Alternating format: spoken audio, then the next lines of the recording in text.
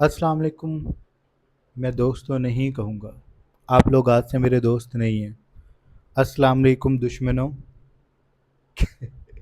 کیسے ہو آپ لوگ؟ امید ہے کہ آپ لوگ ٹھیک ہی ہوگے. اتنی جلی جلی باتیں کرتے ہو جو آپ لوگ، پتہ نہیں اتنی کہاں سے آتا ہے یہ حوصلہ. مطلب کیا لیول ہے آپ لوگوں کا. خیر، چلتے ہیں آج کی قسط کی طرف بہت زیادہ ناراضگی کے ساتھ. آواز نہ نکلے سسکیوں کی ارض قلم علی آتش قسط 225 پارٹ 1. اچھا، پہلی اور ضروری بات کہ ناول کو میں سینز کے مطابق لکھ رہا ہوں، نہ کہ وقت کے. یہ سمجھ لیں کہ ہر کردار کی الگ کہانی ہے، تو وقت، شام، صبح کا کسی سے کوئی تعلق نہیں ہے. میں بس یہ چاہ رہا ہوں کہ ایک دن ایک کردار کلیئر ہو جائے اور اگلے دن اگلا. تو آؤ ہم کہانی شایان اور نمل سے شروع کرتے ہیں، تاکہ جو لوگ انہیں یاد کر رہے تھے وہ تسلی لے لیں. اب چلتے ہیں لاس اینجلس، جہاں نمل اور شایان موجود ہے. پام کے درختوں پہ صبح کی نرم روشنی پھیل رہی ہے. تارکول کی سڑک پر سائیکلنگ کرتے بچے دکھائی دیتے ہیں اور وسیع و عریض محل نما بنگلے کے آہانی گیٹ بند ہیں، جن کے بعد بڑا سا لان ہے جس میں پھیلی گھاس کی کاٹ چھانٹ کی جا رہی ہے. بنگلے کے اندر کا ماحول خوش باش ہے. سب ناشتے کی میز پر موجود ہیں اور منصور صاحب کا باولا بیٹا اپنی بیگم کے لاڈ اٹھا رہا ہے. لو، تم نے انڈا تو لیا ہی نہیں، پھر جوس پی لینا. اس نے نمل کی پلیٹ میں انڈا ڈال دیا. نمل نے بے چارگی سے منصور صاحب اور سہانا کو دیکھا، جو بس ہنسی دبا کر اور شانے اچکا کر رہ گئے. نمل نے پھر شایان کی جانب اپنی نگاہوں کا زاویہ کیا. میں 2 انڈے کھا چکی ہوں شایان. اب میں نے ایک اور کھایا تو میں الٹی کر دوں گی. آپ نے کہاں سے ڈاکٹر سے بات کر کے یہ ٹارچر کرنے کے طریقے ایجاد کیے ہیں؟ مجھے اتنی بھوک نہیں ہوتی جتنا آپ کھلاتے رہتے ہیں. آپ دن میں 6 بار مجھے کھانا کھلا رہے ہیں.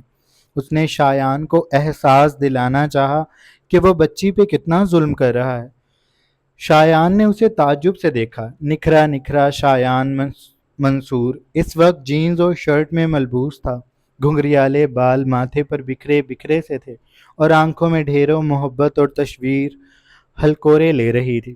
وہ ہلکان ہو رہا تھا. نمل کی صحت کو لے کر وہ بہت پریشان رہنے لگا تھا، جیسے ڈیلیوری اس کی ہونی ہو. وہ ایسے پریشان رہتا تھا. آج انہوں نے پہلے لیزا سے ملنا تھا، جو نمل کو بہت یاد کر رہی تھی. پھر انہوں نے اسکیننگ کے لیے جانا تھا. شایان بہت ایکسائٹیڈ تھا. اس کے ڈیڈ نے ہی کہا تھا کہ وہ اسکیننگ کروا کر بس آ جائیں، باقی ریزلٹس ڈاکٹر بھیج دیں گے، جو وہ لوگ پوری فیملی پکنک پہ جا کر دیکھیں گے. لیکن شایان کو اعتراض تھا. میں تو پہلے ہی دیکھ لوں گا. اس میں صبر نہیں تھا. منصور صاحب نے اسے آنکھیں دکھائی. جتنا کہا جاتا ہے اتنا کیا کرو، سارا مزہ خراب کر دو گے تم. شایان نے جھنجھلا کر نمل کو دیکھا تھا، جیسے اسے کہتا ہو کہ وہ اس کی مدد کرے. لیکن نمل ٹھہری گوپی بہو. وہ کہاں سسر کے سامنے خلاف جا سکتی تھی. اسی لیے اس نے یوں ظاہر کیا جیسے اس نے کچھ سنا ہی نہیں نہ دیکھا. شایان دانت پیس کر رہ گیا. ڈیڈ یار سمجھا کرے نا، میرا بہت دل ہے جانے کا کہ میرے کتنے بچے ہوں گے اور کون کون سے ہوں گے. منصور صاحب نے اسے تعجب سے دیکھا. کون کون سے کا کیا مطلب ہے؟ سب کے ایک جیسے ہی بچے ہوتے ہیں. اور کتنے کا کیا؟ ایک ہی ہوگا. شایان نے سر نفی میں ہلایا. نہیں جی، 2 ہوں گے. منصور صاحب کا ماتھا ٹھنکا. تم نے اسکیننگ کروا لی؟ انہیں یہی لگا. شایان کا یقین ایسا تھا کہ اپنے سچ پہ بھی جھوٹ کا گمان ہوتا تھا، اور شایان کا جھوٹ بھی سچ لگتا تھا. نہیں تو؟ شایان نے اسی حیرانی سے انکار کیا. تو منصور صاحب اسے مشکوک نگاہوں سے دیکھنے لگے. تم جھوٹ کہہ رہے ہو نا؟ شایان کا ان کو شایان کو ان کا اتنا شک کرنا بہت برا لگا. اس نے منہ بنا کر کہا، میں سیدھا کمرے میں گیا تھا، وہاں سے اڑ کر تھوڑی چلا گیا ہوں گا ڈاکٹر کے پاس. مجھ پہ یقین نہیں ہے تو اپنی بہو سے پوچھ لیں کہ کیا میں نے سچ میں ایسا کچھ کیا ہے. شایان کو امید نہیں تھی کہ اس کے ڈیڈ سچ میں نمل کو دیکھ کر سوالیہ انداز میں پوچھیں گے. انہوں نے ایسا کیا تو شایان نے بس اپنا دل ہی تھام لیا. اس نے بے حد تعصب سے باپ کو دیکھا تھا. اپنے خون پر اتنا شک؟ اس کا انداز خاصا فلمی تھا۔ منصور صاحب نے گہرا سانس لیا۔ اپنے خون کی رگ رگ سے واقف ہوں، تم پہ مجھے یقین نہیں رہا۔ جب سے باپ بننے والے ہوئے ہو تم سے مجھے خوف آنے لگا ہے۔ تو بہو کا کیا حال ہو رہا ہوگا؟ اتنی دیوانی حرکتیں۔ انہوں نے اچنبے کا اظہار کیا تھا۔ شایان کے لب بھنج گئے۔ پر میں جب ڈاکٹر کے پاس جاؤں گا تو لازمی رزلٹ پوچھوں گا۔ اس نے جیسے فیصلہ سنایا تھا۔ منصور صاحب نے اسے سنجیدگی سے دیکھا۔ میں کلینک بات کر چکا ہوں، تم جو مرضی کر لینا، رزلٹ پہلے میرے پاس ہی آئے گا۔ انہوں نے جتایا تو شایان نے سر کو ہلایا۔ آپ چیلنج کر رہے ہیں مجھے؟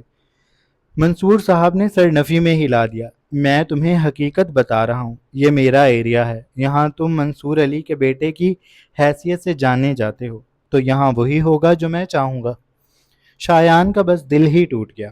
کیا ہو جائے گا اگر میں جان لوں گا؟ پہلے تو ہوگا کچھ بھی نہیں، لیکن میں چاہتا ہوں کہ ہم سب کو ایک بار ہی پتہ چلے تاکہ سب خوش ایک ساتھ ہوں۔ تم تو ڈھول ہو، پورا ہسپتال سر پر اٹھا لو گے شور کر کے، میرے پوتے یا پوتی کو نظر لگ جائے گی۔ وہ یہاں آ کر دقیانوسی ہو جاتے تھے۔ شایان مزید بحث کرتا، لیکن نمل نے اسے دیکھا اور آنکھوں سے اشارہ کیا تو وہ بس دل محسوس کر رہ گیا۔ لیکن وہ نمل سے ناراض ہو چکا تھا۔ آج ہماری ہار سمجھ میں آنے والی بات نہیں، اس کے پورے لشکر میں تھے آدھے آج ہمارے لوگ۔ اس نے نمل کے قریب آ کر یہ شعر کہا تو نمل اپنا سر پیٹ کر رہ گئی۔ انکل خوش ہیں، اسی لیے وہ بس یہ چاہتے ہیں کہ ساری فیملی ایک ساتھ یہ خوشی جان سکے۔ شایان نے بنا ہوا منہ کسی بپھرے ہوئے بیل کی طرح ہلایا جو بس ٹکر مارنے کی خواہش رکھتا ہو۔ اور میں تو جیسے خوش ہی نہیں ہوں نا۔ اس نے نمل کو دبوچ کر دیوار سے لگایا تھا۔ وہ اسے کمرے میں لے آیا تھا۔ رات کا خمار اس کی آنکھوں میں بھر رہا تھا۔ شایان، وہ اسے دور کرنے لگی کہ شایان نے اس کے دونوں ہاتھوں کو تھام کر اوپر کیا اور انہیں ایک ہاتھ میں کرتا وہ اپنی ٹانگ کو اس کی ٹانگوں کے درمیان لے آیا جنہیں نمل سمیٹ رہی تھی۔ میرا ساتھ دیا کرو، وہ سنجیدگی سے کہتا اس کی گردن پر جھکا اور کاٹ لیا۔ اس کا لمس اتنا جان لیوا تھا کہ نمل تڑپ سی گئی۔ شایان، وہ کانپتی ہوئی آواز میں بولی۔ شایان اس کی شرٹ کو مات دے رہا تھا۔ وہاں سے پردے گرا کر وہ بہکتا ہوا سوکھے لبوں سے باریک ڈوریوں کو دانتوں میں پھنساتا کھینچ کر الگ کر چکا تھا۔ ہک ٹوٹ گیا تو پھول ایسے ابھر کر نکلے جیسے قید سے آزاد ہوئے ہوں۔ شایان نے اپنا ہاتھ اس کے پیٹ پر پھیلا کر رکھا اور گھسیٹتا ہوا نیچے اس کی کمزور سی جان پر لے گیا، جس کی نرماہٹ اس کو بےکل کر گئی۔ اس کی انگلی کی بے قابو سی جسارت حد سے آگے گئی تو نمل گہرا سانس بھر کر رہ گئی۔ شایان، وہ بری طرح بہک گئی تھی۔ پھولوں پہ شایان کا ناک دھرا تھا اور لبوں سے وہ ان کی نرماہٹ کو محسوس کر رہا تھا۔ وہ اپنے چہرے کو ابھرے جوان کھلے ہوئے پھولوں میں اتار کر خمار سے گویا ہوا، پھولوں کو کاٹ لوں؟ وہ گلاب کی پنکھڑیوں کو دانت میں بھر رہا تھا۔ نمل نے اسے روکنا چاہا۔ میں آپ کا ساتھ دیا کروں گی۔ وہ پھولوں کے مرجھانے سے ڈرتی انہیں شایان کی پہنچ سے دور کر گئی تھی۔ کمر کو دیوار سے لگاتی وہ پنجوں کے بل ہوتی، پھول چھپا چکی تھی۔ شایان نے خمار سے بھری آنکھوں سے چہرہ اٹھا کر دیکھا۔ ساتھ نہ دو، ابھی جو چاہ رہا ہوں وہ دے دو، وہ کہتا پھر اسے جھٹکے سے اپنے قریب کرتا، اس کی گرفت سے پھول آزاد کرتا، ان کو اپنے جنونی دانتوں کے لمس سے مہکاتا۔ نمل کی چیخ نکلوا چکا تھا۔ پھول سیراب ہوتے ہی مہکنے لگے تھے، ان کی خوشبو بڑھتی جا رہی تھی۔ وہ سیرابی سے گیلے پڑتے مزید سرخ ہو گئے تھے۔ ان کی سرخی اس حد تک بڑھ گئی جیسے وہاں لوہے سے داغ دیا گیا ہو۔ نمل ان پھولوں کی تکلیف کو سمجھتی جل رہی تھی۔ اس کی آنکھوں کے سامنے دنیا پانی پہ ڈولنے لگی۔ شایان، پلیز رک جائیں۔ اس نے پھولوں کی حالت کو مرجھاتے دیکھا تھا تو وہ ان کی جانب سے بولی تھی۔ وہ جانتی تھی اگر اب مزید ان پھولوں کو پانی سے سیراب کیا تو وہ بکھر جائیں گے، یا ان کی سرخی اتنی بڑھ جائے گی کہ پھر ہاتھ کا لمس بھی پنکھڑیوں کو آگ کے لمس جیسا لگے گا۔ شایان نے اس کی ٹوٹی بکھری آواز پہ اسے دیکھا۔ مجھ سے زیادہ پیارے ہیں یہ، وہ پھولوں اور اپنا حساب کرتا بولا تھا۔ نمل نے پھولوں کو دیکھا جو جگہ جگہ سے مرجھا کر داغی سے ہو گئے تھے، اور پھر اسے دیکھا جو ان کو پامال کر رہا تھا، یا شاید اپنی جنونی محبت دے رہا تھا۔ اس کے لب گیلے ہو گئے تھے۔ وہ پھولوں کا سارا ارق چرا لینا چاہتا تھا۔ اس کی آنکھوں میں سوال کے ساتھ مان بھی تھا۔ پھول یا شایان؟ فیصلہ مشکل تھا۔ نمل کی ایک میں جان بستی تھی اور دوسرے سے اس کی جان نکل رہی تھی۔ موت تو دونوں صورتوں میں طے تھی، لیکن وہ اپنے پھول بچانے کے چکر میں اس باغبان کو دکھ نہیں دے سکتی تھی جو ان پھولوں کا دیوانہ تھا، تو اس نے وہ پھول شایان کے حوالے کر دیے۔ آنکھیں ایسے موند لیں جیسے کہتی ہو کہ اب یہ شایان کے حوالے ہیں۔ نمل اب چپ رہے گی، لیکن وہ ان کے انجام کو آنکھیں کھول کر دیکھ نہیں سکتی تھی، اسی لیے وہ آنکھیں موند گئی تھی۔ اس کی آنکھوں میں جو پانی جمع ہوا تھا وہ بہہ کر گالوں پہ آیا تو شایان ٹھہر گیا۔ وہ اتنا جنونی ہو گیا تھا کہ اسے خود احساس نہ رہا کہ وہ کیا کرتا جا رہا ہے۔ کافی دنوں کی پیاس تھی یا شاید ضرورت تھی کہ وہ بے قابو ہو گیا تھا، لیکن اب وہ جیسے ہی سنبھلا اس نے نمل کی پلکوں کو چوم لیا۔ اس کے کان کے پاس جھک کر وہ گویا ہوا، اب نہیں تمہاری چیزوں سے چھیڑ چھاڑ کرتا، مت رو۔ نمل کو لگا وہ ناراض ہو گیا۔ اس نے ایک جھٹکے سے آنکھیں کھولی۔ میں نے آپ کو نہیں روکا، آپ کر لیں، یہ آپ کے ہیں۔ وہ انہیں ہاتھوں میں تھام رہی تھی۔ شایان نے پھولوں سے دستبردار ہوتے ان پہ ایک آخری نظر ڈالی جو گلاب رنگ میں ڈھل گئے تھے۔ انہیں نرمی سے چومتا وہ ان کی مہک کو خود میں بھر کر دور ہوا۔ نہیں، اب بس، تمہیں تکلیف ہو رہی ہے، تم یہ سب بس میرے لیے کر رہی ہو۔ اس نے ایسے کہا جیسے سچ میں ناراض ہو رہا ہو۔ وہ اس سے دور ہو گیا تھا۔ نمل نے بے چینی سے اس کی جانب دیکھا۔ وہ اس کے ہاتھوں کو چھوڑتا اس سے فاصلہ کر چکا تھا۔ نمل آگے بڑھی۔ اس نے شایان کے ہاتھ کو کلائی سے تھاما، اس کے رخ کو اپنی جانب کیا۔ وہ اس کے سامنے کھڑی ہو گئی تھی۔ اس کی آنکھوں ابھی بھیگی ہوئی تھی۔ وہ چہرہ اٹھا کر شایان کو دیکھ رہی تھی۔ پھر آہستہ آہستہ اس نے شایان کی شرٹ کو گریبان کی جانب سے اپنی کانپتی ہوئی انگلیوں سے اپنی گرفت میں لیا اور رندھی ہوئی آواز سے بولی، ایک آپ مجھے پہلے بھی اتنی تکلیف پہنچا چکے تھے اور اب ناراض ہو کر مجھے مزید تکلیف پہنچانا چاہتے ہیں۔ اس کے حلق میں آنسوؤں کا غول اٹک گیا تھا۔ شایان کچھ دیر اسے دیکھتا رہا، پھر بولا، جیسے ہی میں تمہارے قریب ہوتا ہوں تو تم رونے لگتی ہو، مجھے پیچھے کرتی ہو، اپنی کسی چیز کو ہاتھ نہیں لگانے دیتی، اور اب جب ہاتھ نہیں لگا رہا، یہ فیصلہ کر رہا ہوں کہ تم سے دور رہوں گا، تو بھی تم رو رہی ہو۔ سچ بتاؤ، کیا تم چاہتی ہو کہ میں تمہاری چیزوں کو چھو لوں، انہیں اپنے طریقے سے اپنے قریب کروں؟ نمل نے آہستگی سے آنکھیں موند لی۔ گردن کو اکڑا کر وہ اپنی ڈولتی ہوئی آواز کو قابو کر کے بولی، میں چاہتی ہوں، اسی لیے تو آپ کے سامنے کھڑی ہوں۔ آپ کر لیں جو کرنا چاہتے ہیں، میں ذرا بھی آواز نہیں کروں گی۔ میرے لیے آپ سے ضروری کوئی چیز نہیں ہے، یہ سب آپ کا ہے، آپ جو چاہیں کر سکتے ہیں۔ میں آپ کے اور ان چیزوں کے درمیان میں نہیں آؤں گی۔ بس اس حالت میں مجھ سے ناراض نہ ہوں، مجھ سے ویسے ہی محبت جتاتے رہا کریں جیسے جتاتے ہیں۔ مجھے آپ کی محبت کی عادت ہو گئی ہے۔ شایان یہی سننا چاہتا تھا۔ اس کی جان میں جان آ گئی۔ وہ بس یہ چاہتا تھا کہ نمل اپنے منہ سے اقرار کرے، بار بار کہے کہ وہ شایان کی ہے، اور اب اس کے اقرار پر وہ اتنا خوش ہو گیا کہ اس کے دونوں ہاتھوں کو اپنی مٹھیوں میں بھینچ کر وہ اس کے ہاتھ کو لبوں سے لگا کر اس کے گرد اپنے بازو حائل کر کے اسے سینے میں بھینچ چکا تھا۔ میں بس یہی سننا چاہتا تھا۔ میں جانتا ہوں میں تھوڑا جنونی ہو گیا تھا، لیکن یقین کرو میرا ارادہ نہیں تھا کہ تمہیں رلا دوں، اور اب دیکھ رہا ہوں انہیں تو احساس ہو رہا ہے کہ میں نے کیا کر لیا۔ کبھی کبھی میرا دل آؤٹ آف کنٹرول ہو جاتا ہے، خود پر اختیار نہیں رہتا، اور یہ سب کر بیٹھتا ہوں۔ اور بے وقوف، اس حالت میں کیا میں تم سے کسی بھی حالت میں ناراض ہو سکتا ہوں؟ میں تو بس تمہیں تھوڑی سی ٹینشن دے رہا تھا، جو کہ میں نے دے دی، اور اب ریلیکس ہو جاؤ، کچھ نہیں ہوا، میں ناراض نہیں ہوں۔ نمل کے جیسے صبر کے باندھ ٹوٹ گئے تھے۔ وہ اپنے چہرے کو اس کے سینے میں چھپاتی ہاتھ کا مکہ بنا کر اس کے سینے پہ برسانے لگی۔ آپ بہت برے ہیں، آپ کی زندگی کا شروع سے یہی مقصد رہا ہے کہ آپ مجھے اذیت دیں، مجھے پریشان کریں۔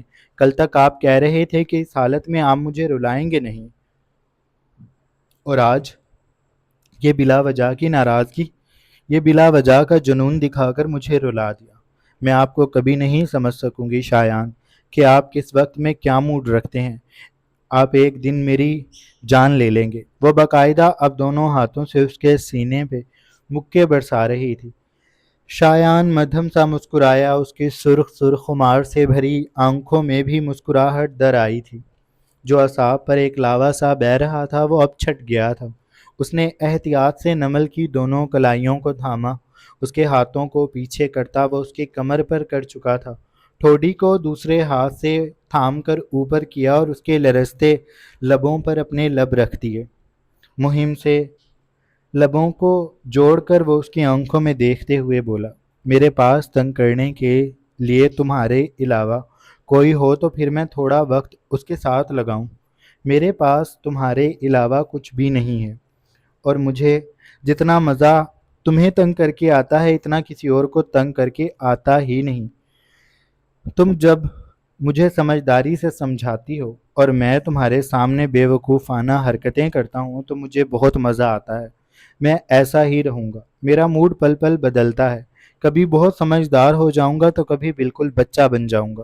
اور اب تم نے مجھ سے شادی کی ہے، مجھ سے محبت کی ہے، تو مجھے یوں ہی جھیلنا پڑے گا۔ اور اب بہت ہو گیا، اب رونا بند کرو، آؤ سوتے ہیں۔ وہ اسے اپنی باہوں میں سمیٹ کر اس کے گالوں کو چومتا بستر پر لے آیا تھا، اس کے اوپر کمبل برابر کرتا وہ اسے اپنے سینے میں بھینچ رہا تھا۔ نمل بھی اس کے قریب ہوتی آنکھیں موند چکی تھی۔ یہ رات اس طرح ان دونوں کے درمیان ڈھلی تھی، اور اب اگلی صبح ناشتے کی میز پر وہ بیٹھا دوبارہ سے سمجھدار بن گیا تھا، جو اسے بھرپیٹ ناشتہ کرانے کی کوشش میں تھا۔ شایان کے اصولوں کے مطابق اسے دن میں 6 وقت کھلانے کا فیصلہ کیا تھا، اور باقی کے وقت وہ کوئی نہ کوئی فروٹ لیے اس کے پیچھے پاس بیٹھا رہتا یا پیچھے پیچھے رہتا۔ وہ لان میں ٹہلنے جاتی تو شایان کے ہاتھ میں کوئی فروٹ ہوتا، چھری ہوتی اور پلیٹ، جسے وہ میز پر پہلے ہی رکھ دیتا تھا۔ نمل 2-3 چکر کاٹتی، اتنے میں شایان وہ فروٹ کاٹ لیتا، پھر نمل کو زبردستی کھلاتا، ڈانٹتا، لڑتا۔ نمل رونے لگتی تو وہ چیزوں کو پٹک کر خود منہ بنا لیتا تھا، اور نمل کو جبرن کھانا پڑتا تھا۔ اب بھی تیسرے انڈے پر جب نمل نے احتجاج کیا تو شایان نے اسے آنکھیں دکھائی۔ نمل جلدی سے کھا لو، اپائنٹمنٹ ہے اور پھر ہم نے لیزا سے بھی ملنے جانا ہے۔ تم جتنی دیر کرو گی ہم اتنا لیٹ وہاں پہنچیں گے۔ تم پلیز مجھ سے ڈانٹ مت کھایا کرو، خاموش ہو کر کھا لو۔ ڈاکٹر کہتے ہیں کہ زیادہ سے زیادہ پروٹینز کی ضرورت ہے۔ اپنے آپ کو دیکھو، مریل بکری لگتی ہو۔ کھا لو گی تو تم نہیں بنتی ہاتھی۔ ڈیلیوری کے بعد تمہیں جم جوائن کروا دوں گا، ایک پرسنل ٹرینر بھی ہو جائے گی جو تمہارے فگر کو دوبارہ مینٹین کر دے گی۔ تم بے فکر ہو کر کھاؤ، اس حالت میں کسی بھی طرح کا کمپرومائز میں برداشت نہیں کروں گا۔ اب چپ کر کے کھا لو۔ وہ کہہ کر جگ سے جوس کا گلاس بھرنے لگا تھا۔ نمل نے بے چارگی سے ایک بار پھر سہانا اور منصور صاحب کو دیکھا تھا، جو لا تعلق سے بس اپنی ہنسی دبا کر بیٹھے تھے۔ وہ اس معاملے میں